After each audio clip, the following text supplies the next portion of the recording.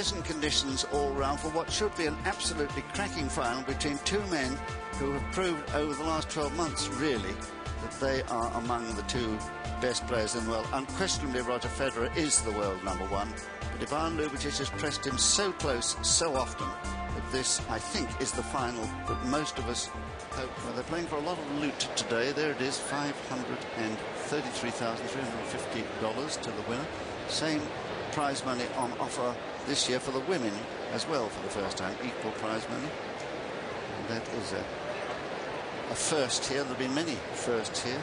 This lovely stadium, which originally held between 14,000 and 15,000, is just slightly reduced now because those stands at the far end and round the top now have seats rather than bleachers. So each tip-up seat means that they lost about 600 seats. But there have been some great winners here over the years. I said starting in '85 with Mayotte. You see that Marcelo Rios, who's just started playing on the seniors tour, he won in '98, the year he became the world number one by winning here. Richard Krajicek, who's also playing on that seniors tour now. Sampras and Agassi, of course, dominated in that period. And lately, Andy Roddick, and presently Roger Federer. Hard course now. Here are the combatants lined up, waiting for the signal to emerge.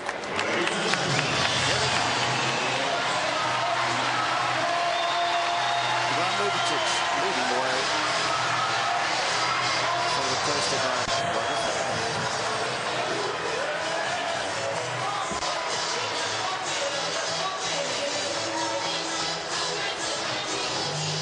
Well, there's been a saying in men's tennis over the last couple of years: never play Roger Federer on a Sunday, because he amassed 24 consecutive winning finals between October 2003, that was in Vienna or indoor, or when he beat Moyer, to October 2005, when on a hard court he beat Andy Murray. And he was invincible in those finals, played quite wonderfully well. And the long streak was snapped in Shanghai. It was a sensational match. He was led by 2-6 to 1, amazing. He just ran out of gas and hadn't been able to practice as much as he would have wanted. Oh, they said never know. Hello. You guys do the same. Just best of 5. You guys have 2 times the toilet break if you guys want. The rest is the same. Any more questions? No? Tiebreaker the 5th. Tiebreaker the 5th time. Thank God. That was bad. This is Carlos Bernardes. So, yeah, they want to take a picture of you 2 guys, 3 guys. So they'll just pause for pictures. I think it was Federer who won the toss. Said he'd served, didn't he? I think that was it. But Carlos will tell us all. And he gets into his chair just before the start.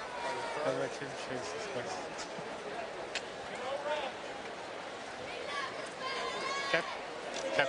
A good match. So the formality is over. No, they want one without Carlos. Federer, sir. Poor Carlos, he won't be in this one. Thanks, Carlos. Yep. And there we are. The formality is over. Down to business, which, of course, always begins with a 5-minute warm-up.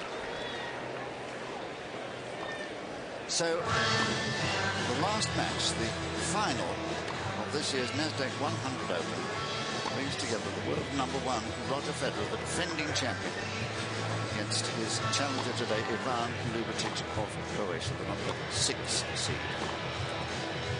Well, in case you were not following events, this is how they lined up for the last 8, the handsome 8, as I call them, in the quarterfinals. And Federer has come past Blake and Ferrer.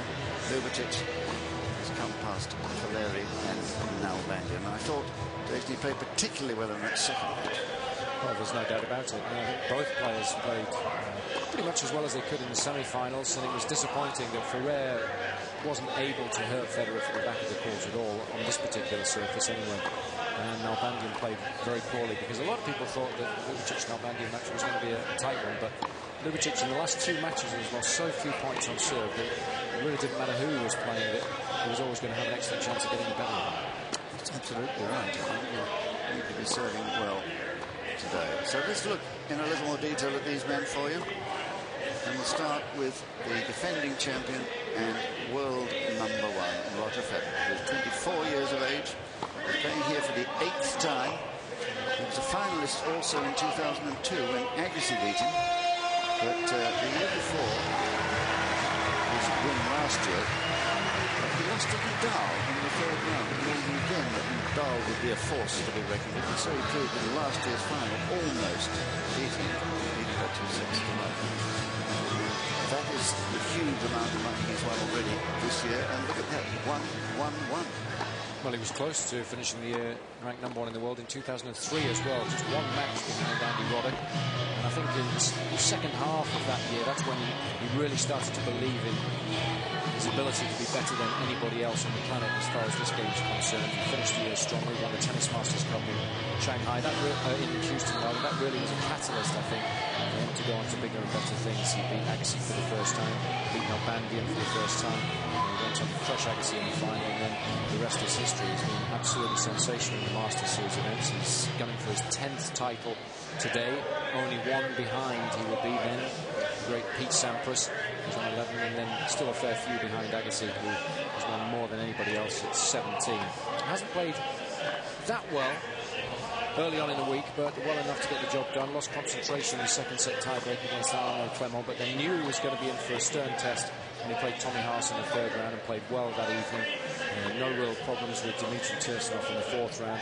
And then a much anticipated encounter with James Blake in the quarterfinal. Again, the American went close, but Federer played the big points better than Blake and won in straight sets, and then Federer outclassing Ferrer in the semi-finals. So again, Federer, I think, has done enough to win his matches relatively comfortably. When he has been challenged, he's responded to it, and I expect him to do the same today. Yes, I think he should, on all known past form. And he's only playing his 5th tournament of the year, so he's having a light diet. He's pacing himself very well, as Federer. And we've been talking about the importance of getting the schedule right. And so far, he's got it right. But then so has this man, Ivan Ljubicic, who's playing only his 6th tournament of the year. And in Miami, he's playing for the 7th time. The best he's done before this was to reach the quarterfinals. That was back in 2001. Agassi beat him then. But I think he's been a different player over the last 2 years. A total of 5 singles titles to his name. A couple of those already this year in Chennai and Zagreb, but very much the 2nd division that. Nothing like the class of these Master Series events. So I think obviously a much bigger test here. Well, and he would dearly love to win his first Masters Series title, because I think that's still the big question mark that hangs over Ljubicic, the fact that he hasn't done as well as he would have wanted in the Grand Slams. He reached the quarterfinals in Australia earlier this year. That's the first time he's made it through to the last 8 of any of the 4 majors. And of course, he was a finalist in Madrid last year, lost to Rafael Nadal in a really good final, went the distance. Unfortunately, Ljubicic coming up short in that 5th and deciding set. So I think we might see a little bit of a breakthrough if Ljubicic does manage to win one of these Masters Series events. I think he'll then go on to bigger and better things in the Grand Slams as well. So this is an important match for him. He's made light of the fact that he's lost to Federer on numerous occasions in the last couple of years, but a couple of them have been close, and he knows he's had chances. When he played him in Shanghai in the Tennis Masters Cup last year, he should have won that match and just got a little tight towards the end. So he's going to be really wanting to do well in today's match, and he's played better and better with each and every encounter that he's had to endure in the tournament so far. Against Kaleri in the quarterfinals, who played exceptionally well in the first set, and against Nalbandian in the semi-final, he lost all but a handful of points when he got his first serve in. So if he serves as well as that, he'll be hard to handle. Well, here they are. 12 times they've played. 9 to Federer, 3 to Ljubicic, but the significant thing is that the last 6 have all gone to Federer. 3 of them have been finals. And you have to say on that evidence that the world #1 will be the strong favourite again. And I think the matches you were talking about as far as Ljubicic is concerned, the loss in Madrid first to Nadal, after Nadal had lost the first 2 sets. Ljubicic had won the first 2 sets and lost in 5. Ironically, in Paris, he won the first 2 sets and lost in 5. So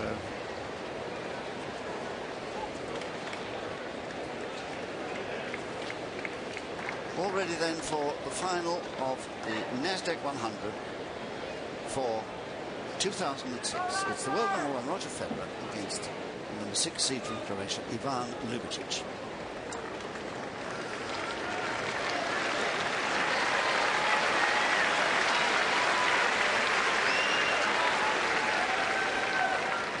First set, Roger Federer to serve.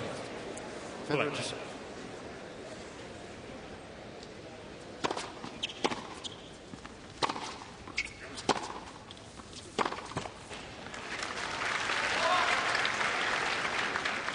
Love 15. Well, the best of 5 tie-break sets.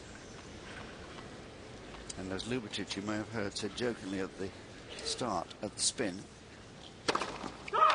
tie-break in the 5th.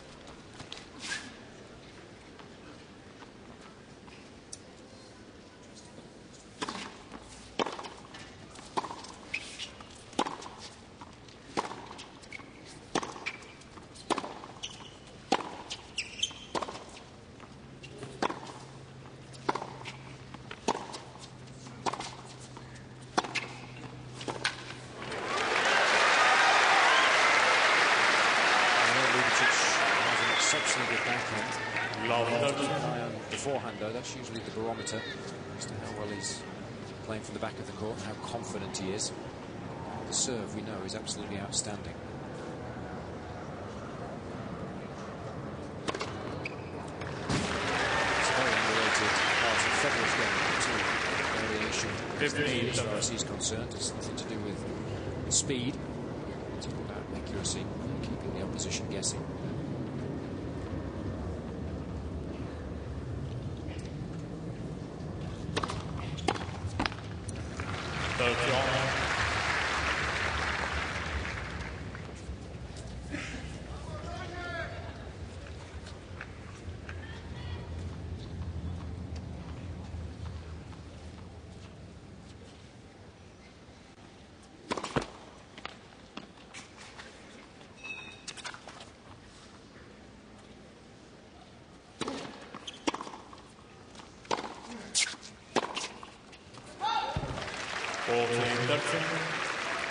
No surprises early on that Federer is peppering the Ljubicic forehand from the back of the court.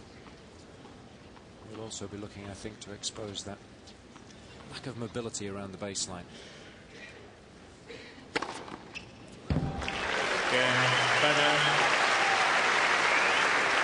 Laid down the gauntlet for Ljubicic to pick up, and I think he will pick it up. I don't think he'll be at all overwhelmed mentally today. I think he may be outplayed, but I think he'll be quite strong enough to fight back. Well, the beauty of playing against Federer if you're Ljubicic is the fact that you're able to hold serve relatively comfortably, and that always helps, because if you can get a few quick service games under your belt, it allows you to put the opponent under a little bit of extra pressure, and of course over the best of 5 sets conserves a little bit of energy.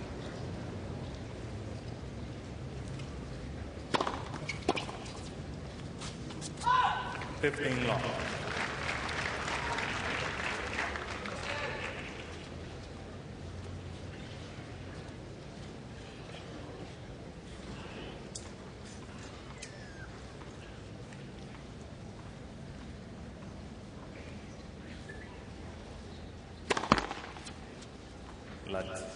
Your service.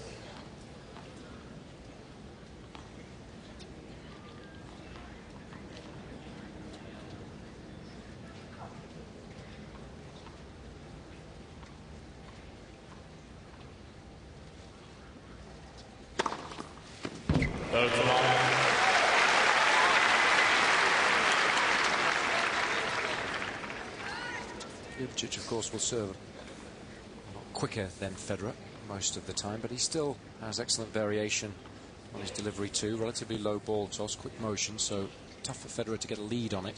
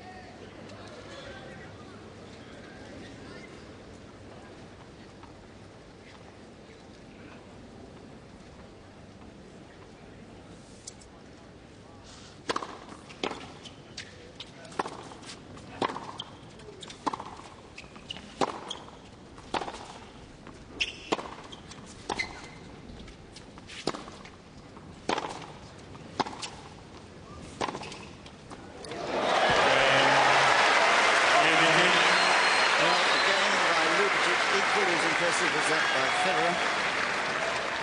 And that's why I think there is a sea change in this man. He does believe now that he can live with Federer if he is playing at his very best, and Federer is slightly off. Admittedly, if Federer's on top form, well, goodbye.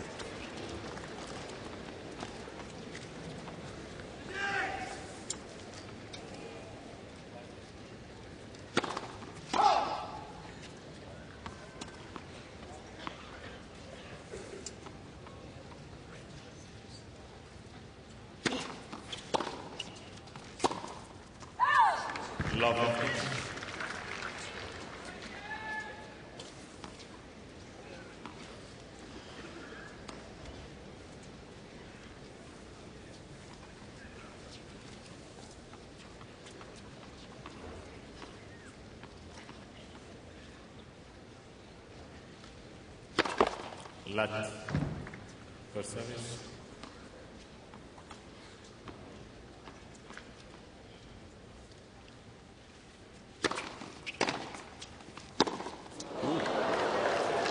Well, he does that occasionally. We saw a few of those in the semi. He takes extremely big cuts at the ball. He likes to generate a lot of spin. It's a heavy forehand, but sometimes that means that it can be difficult to time the ball, especially early on in the match when you haven't quite got your eye in yet.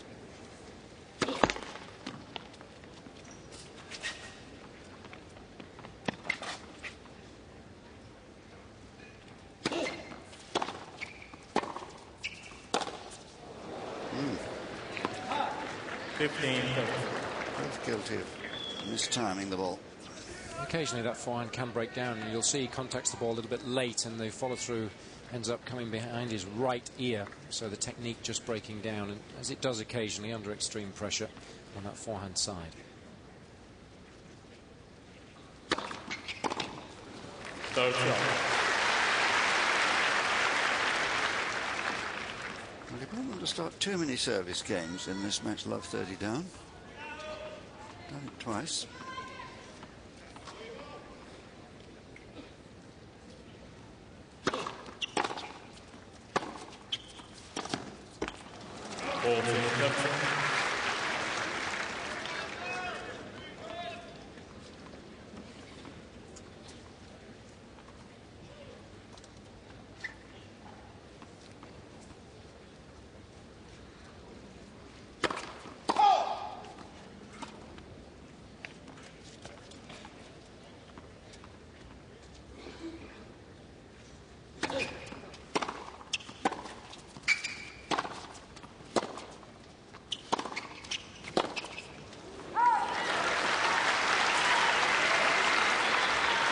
It is important to try and put Federer under a little bit of pressure by coming in whenever he drops the ball short.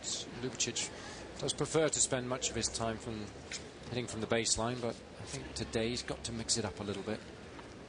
In fact, he said as much. He said exactly that he was going to take advantage of short balls.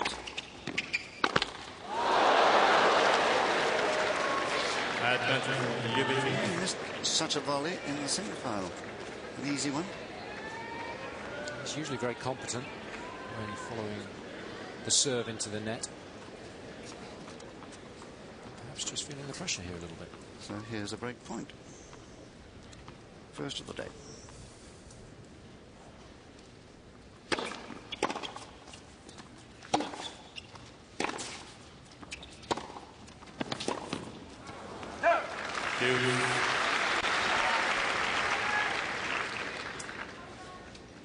It's a heavy forehand that Federer uses on all the big points. If he possibly can, tends to run around the backhand, and the ball does really kick up off this court surface.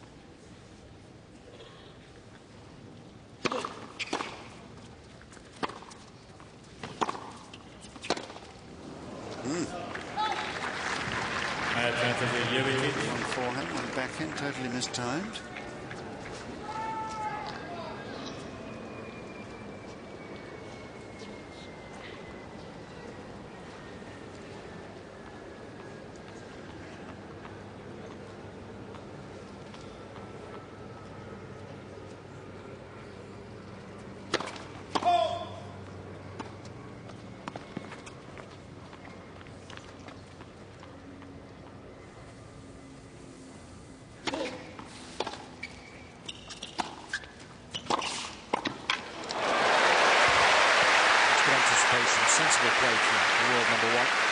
Again, electing to come in to the Ljubicic forehand and anticipating the fact that he was going to play the percentages and try and go cross-court.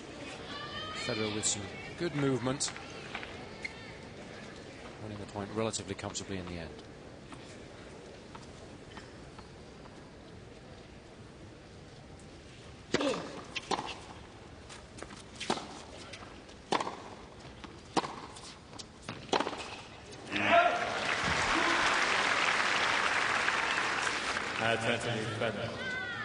And I think he'll probably try and break down this forehand for Ljubicic and get it rattling around in the back of Ljubicic's head.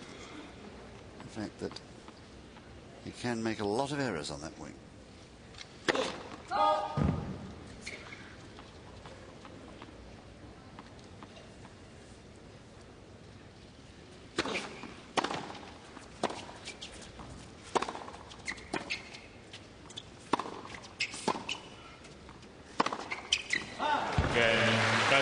Well, 2 great points he had to save. On balance, Ljubicic just sort of slightly ahead in the chances to be taken category, but he hasn't taken them, so that might tell in the end. It's 2-1 Federer. It's been much windier, and the wind tends to cool people down, so it feels hotter today, and they'll be sweating freely. Lovely day for the spectators, though, basking in the sunshine in this huge bowl. It's a very nice stadium. It's one of my favourites. Thank you. No breaks yet, 1-2.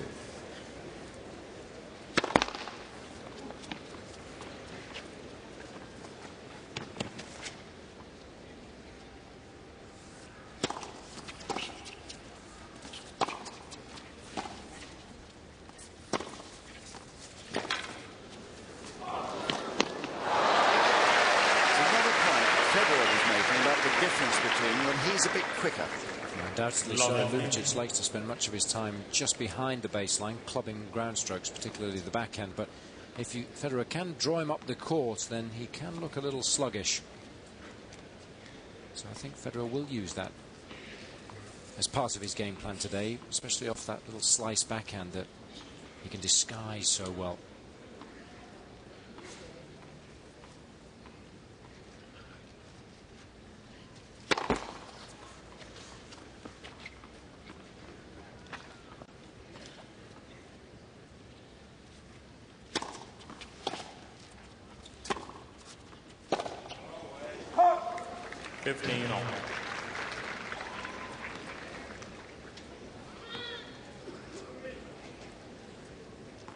There's Riccardo Piatti, who is the coach of Ljubicic.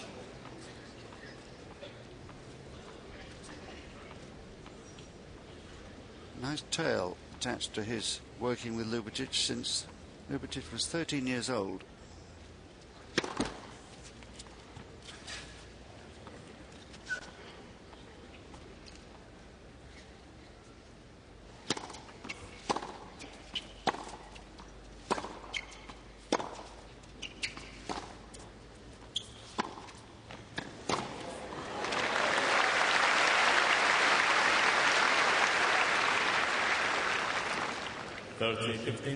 In the middle of the days of ethnic cleansing in that unhappy part of the world, and he and his mother, when Ivan was just 13, was sent by his father off to Italy to seek refuge, and eventually he came to a tennis club where Piatti was the coach, and they formed a partnership which has prospered ever since.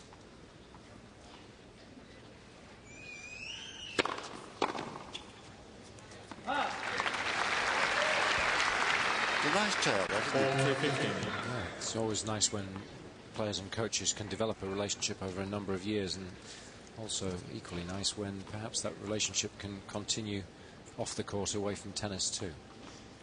And Piatti's been travelling these 2 tournaments with his own little babe.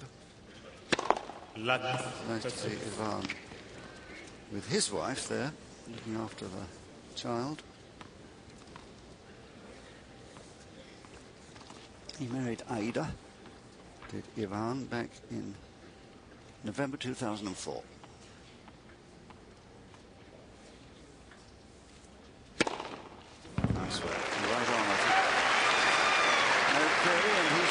challenge. 135 MPH. And Ljubicic. Well, 2 games.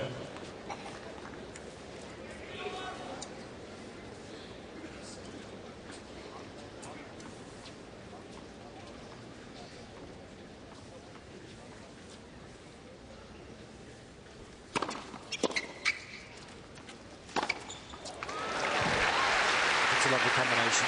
That's what Federer will want to do, get as many first serves in as possible and hopefully elicit a weak reply, and then he loves to use the forehand. Not many can stay with Federer when he hits that shot well from the back of the court.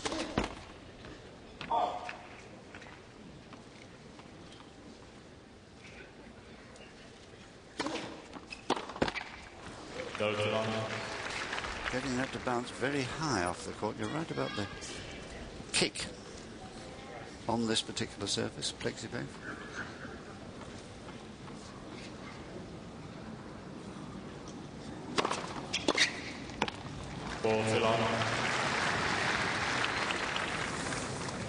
He plays these days with quiet assurance, does Federer. Hardly ever do you see any histrionics.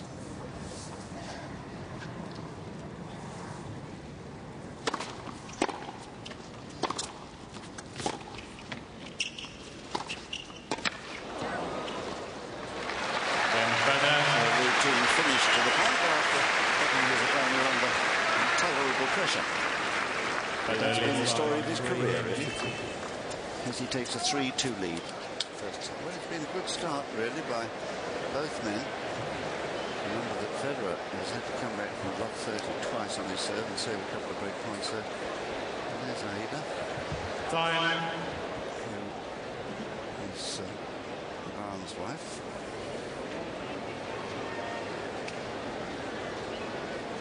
Looking very relaxed at the moment. Why not? He's playing well. Hubby.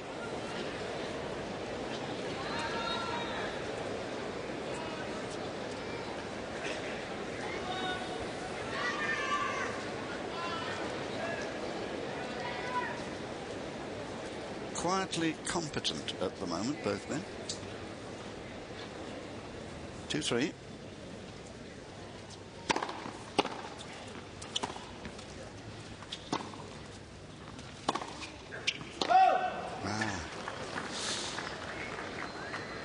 Now those are the bleacher seats that have turned into tip-up seats this year. For the first time, they've replaced the benches. Much more comfortable, the tip-up seats. And Butterborg, understand, be very proud of giving his fans and customers extra comfort, even though it cost him 600 places.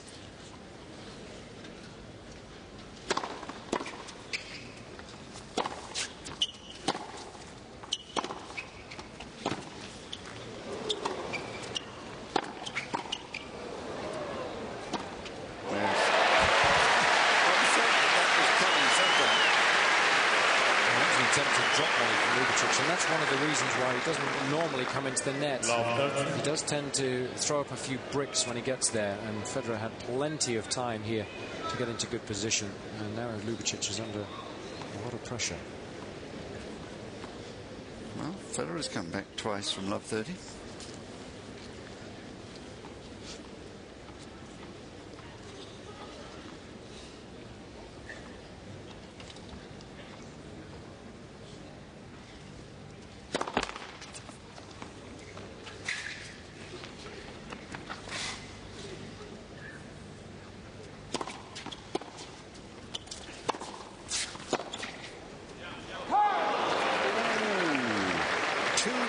Involved in that rally.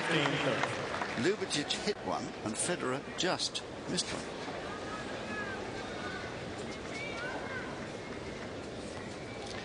There you are, clearly wide, so no question of a challenge from Federer.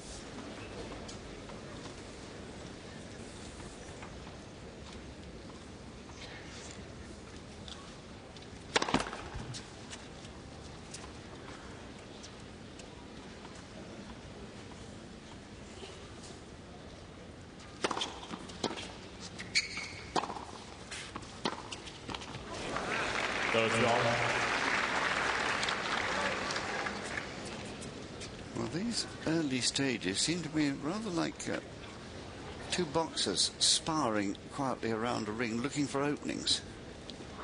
It's a quiet start.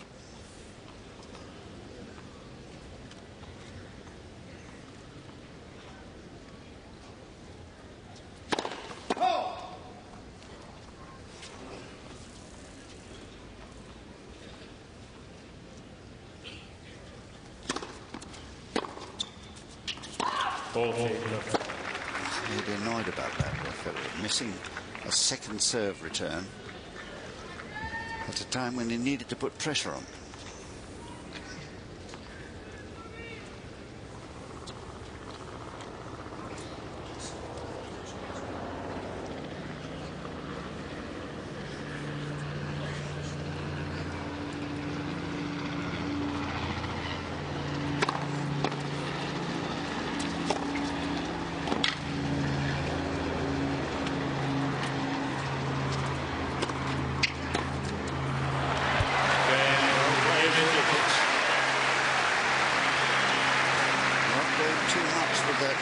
Smash, but curling it in with spin 3 games on to make life a bit difficult for Federer.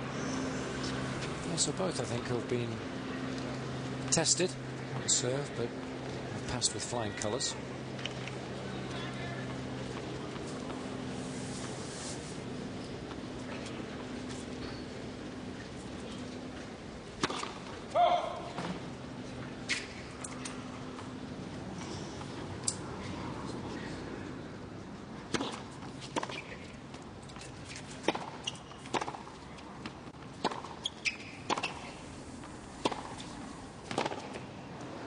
That's where the slightly slower court coverage of Ljubicic can be exposed. 15 long. And when Federer generates so much spin on the ball that it does kick off the surface, and it means that Ljubicic has to move a little more. And sometimes it can be a real struggle, whereas Federer, of course, glides around the court the vast majority of the time.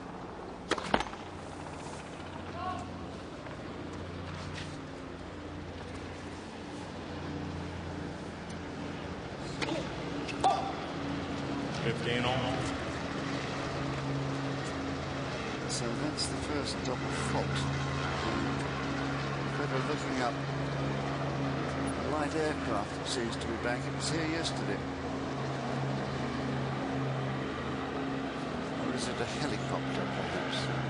Yes, it is a helicopter. I think it's a police helicopter that was present yesterday, chasing away the little yellow aeroplane that was flying around.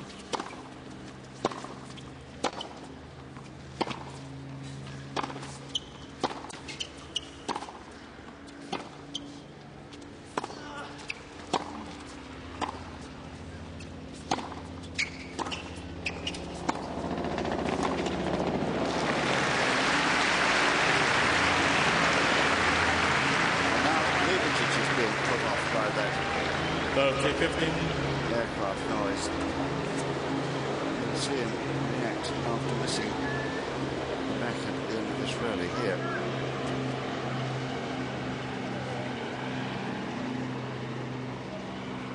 Well, there's the culprit. I don't think it made him move a little sluggishly around the baseline, though. It's always nice to have something to blame. We all do it.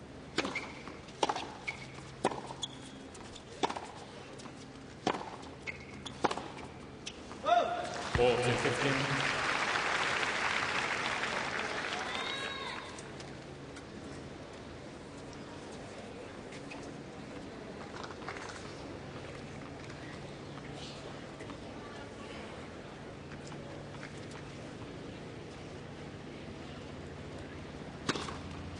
Oh, yes, right on the line again. So accurate that first delivery, and he played his best. So that third ace takes the world number one into a 4-3 lead in the first.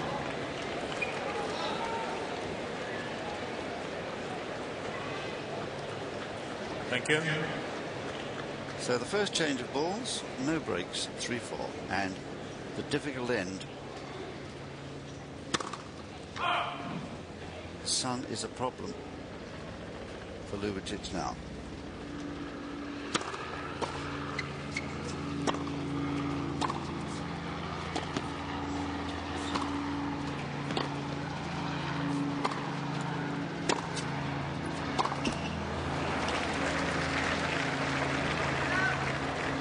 15 love. Carlos Bernardes is our umpire today. He comes from Sao Paulo in Brazil.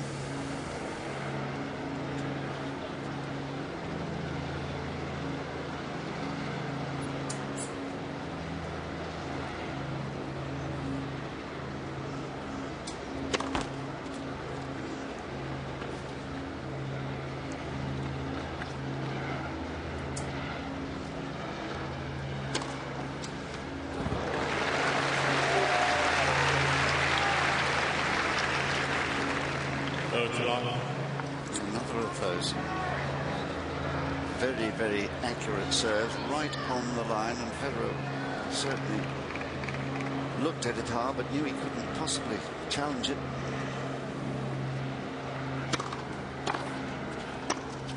Well,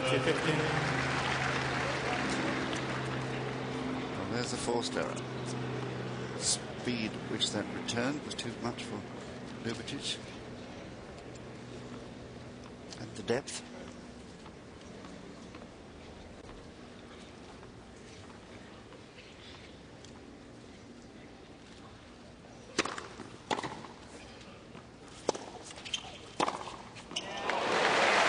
And the look of resignation, he knew what was going to happen, but he hit it short to the forehead. That's why I was a little perplexed, really, with his choice of shot on the approach, because it allowed Federer to hit a relatively high percentage shot very aggressively, and there was very little Ljubicic could do in response.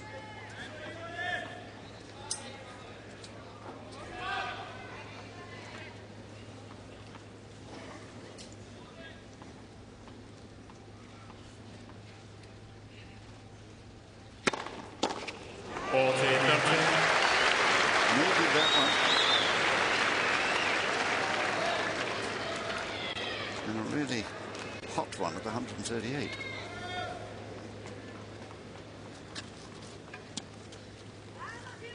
Ljubicic just tying up his shoelace there.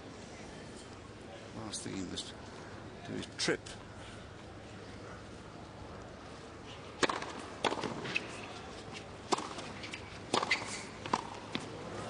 Got him again.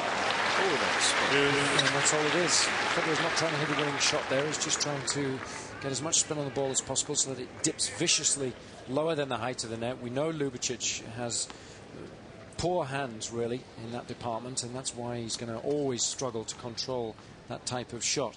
He's yet to win a point in the forecourt, 0 for 3. So coming into the match, he knew the game plan he wanted to try and execute, but hasn't been able to do so as yet because of the quality of Federer's passing shots.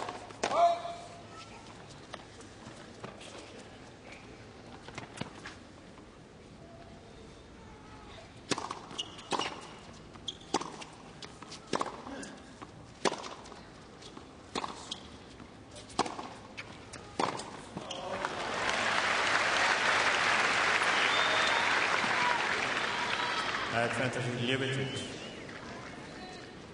Well, Ljubicic is not very good around the net, as he was saying. And it was very noticeable when he and Ancic lost their doubles quarterfinal to Hanley and Ulyard. It was really Ljubicic who let Ancic down that day.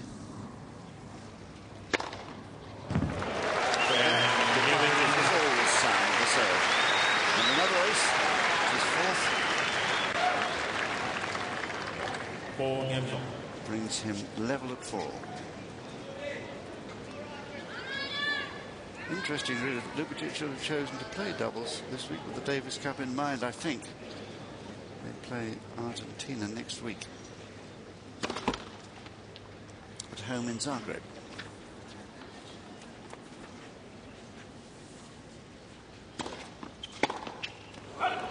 And do you think that the winning of the Davis Cup has had anything to do with his present form?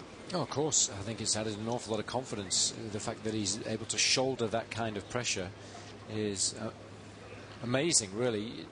No more pressure, really, in the game. And, of course, this year he is the Davis Cup captain too, but it's something that he's relinquishing after the next time.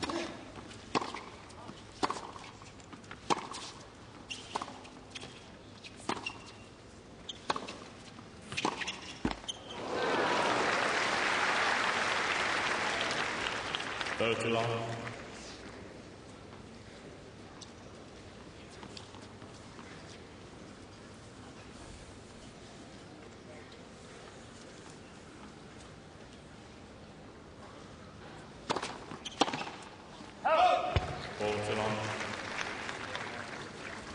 Well, the serve of Federer there is just the sort of shot that he's been using time and again. That slice out wide. I'm surprised that Ljubicic hasn't been reading it a bit better, a bit earlier.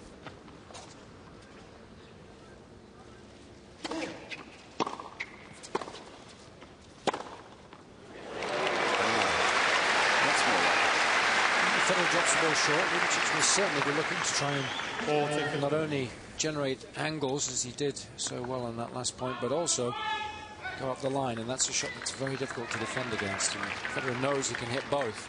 That's why he's under pressure if he drops it short.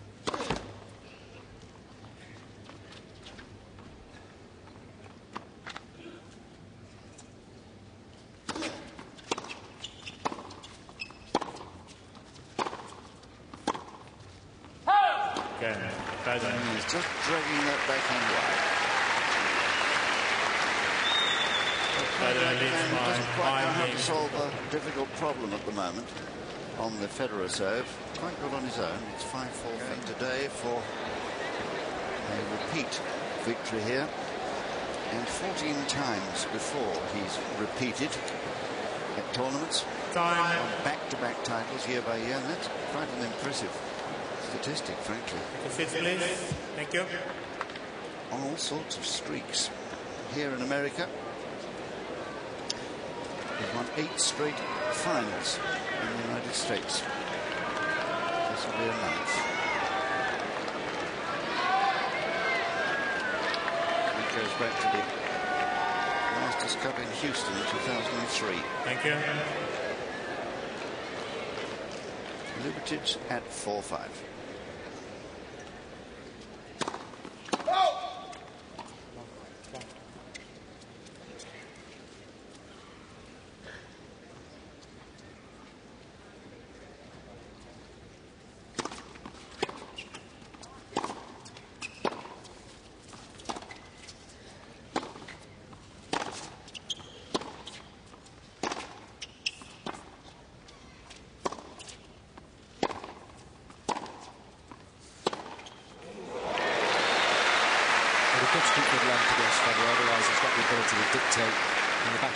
Especially with the forehand. So if Ljubicic continues to drop the ball short, he's going to struggle.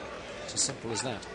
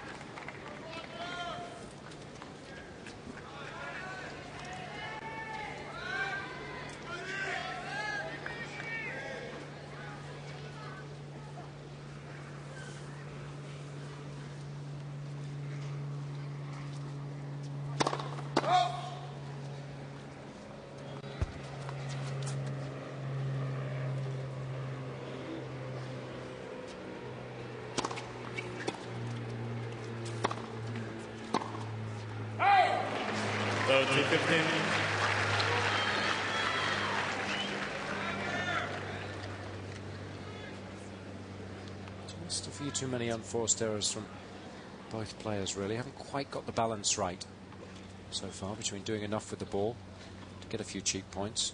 Both have tried to do a little too much with it and so far given up too many unforced errors.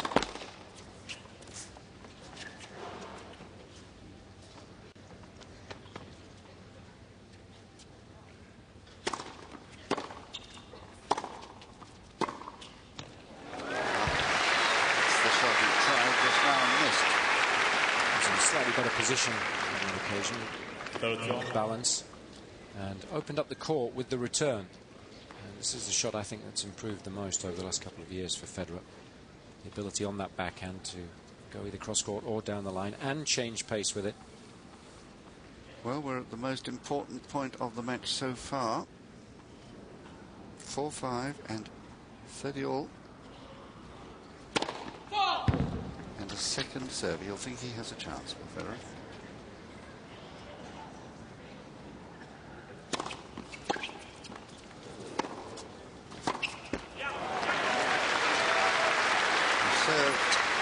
Not too bad, nice and deep, so the return was a bit short.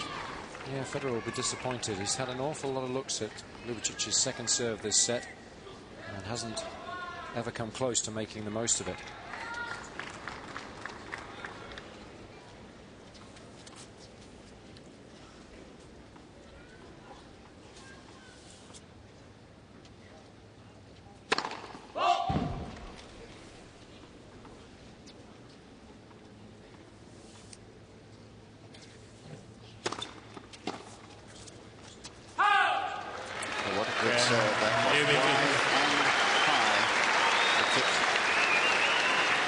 Well, here we go with a tiebreak. 5 games on. Not quite a tiebreak. I'm ahead of myself here. It's 5 games all, not 6 games all. But I think both will probably be feeling that that's what's going to decide this opening set. Yes, we do seem to be heading towards the tiebreak, all right.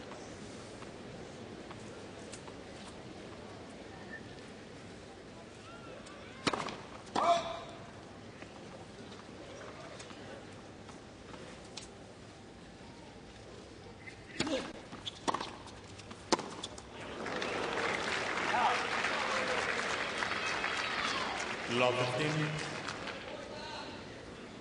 2 or 3 of those, he said. I mean, whether he's not quite watching the ball long enough or whether it's hopping up off a length.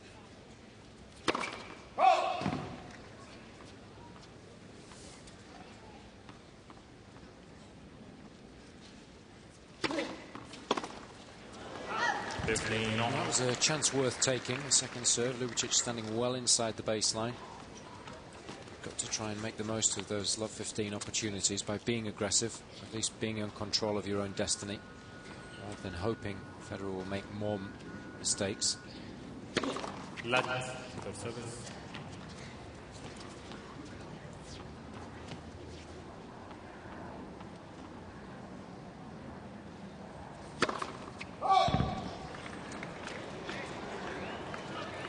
Well, I think this first challenge, Federer, the crowd love this. If you're not familiar with the challenges, we see it on a giant screen, but it was long. Second serve.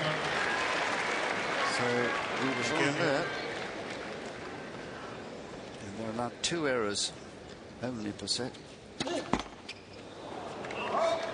As they're right, they can go on for as many times as they like, but he's only got 1 error left.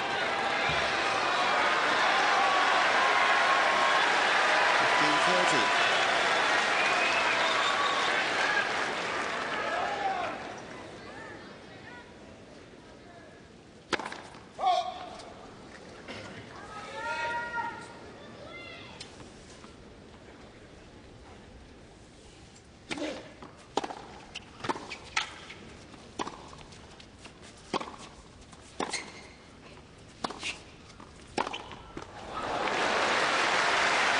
Variation from Federer there. He has been coming into the Ljubicic forehand. I'm sure that's what the crowd anticipated the world number 1 was going to do. And sensibly, once the ball had got back behind him, it was tough for Ljubicic to do anything with the pass. There's a surprise, perhaps, that of the 82 challenges there have been, only 32 have been correct by the players.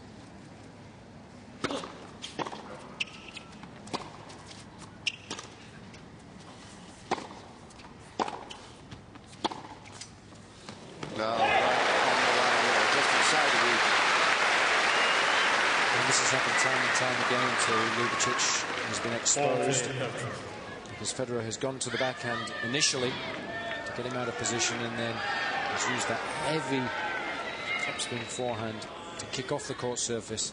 And Ljubicic a little embarrassed, it has to be said there, in terms of his movement.